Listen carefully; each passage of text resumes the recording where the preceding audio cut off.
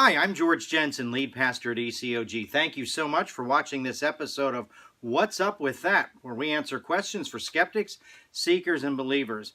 I wanted to talk to you today about forgiveness and consequences. What's up with that? Well, you'll notice I'm sitting next to the TV here, and that's because recently I've been watching a series about the British monarchy. I found it fascinating. And in one particular episode, Queen Elizabeth is having trouble forgiving her uncle who abdicated the throne. And it just happened to be that Billy Graham happened to be over in England at that time when Elizabeth was struggling with this, and so she gets some counsel from Billy Graham about the matter. Now, what I found in the series that was interesting was this. I think that Queen Elizabeth was struggling with the difference between forgiveness and then consequences that go along with the other person's actions. I don't know how true this is. It's a historical docudrama, but it's very fascinating. Here's the deal. The Bible clearly tells us as Christians that we are to forgive those who wrong us.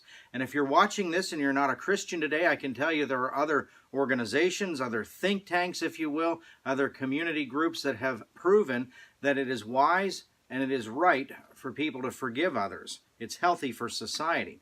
But what about consequences to the offender? For example, perhaps someone offends you because they borrow your car and then they go use it for some illicit purpose that they didn't tell you about, and in so doing they wreck the car or cause some other kind of harm. You should forgive that person, that is, let them off your hook, to no longer have bitterness towards that person, to let them be free in your heart. But does that mean that you need to loan your car to them again? Well, not necessarily so. You could say the same thing about someone that borrows money from you. Perhaps they borrow that money and then they go and they blow it somewhere in a casino and they gamble it all away. Now, you can forgive that person for what they did, but does that mean that you need to loan them money again? Not necessarily so. You may want to do that one time. You may want to let that person borrow the car again or to give them some money. But then if they get you the second time, you really know that it's not wise for you to keep doing this.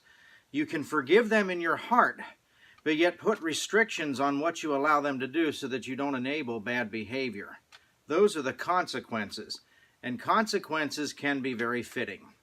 So, what's the answer? What's up with that? Yes, we should always forgive. That is the right thing to do.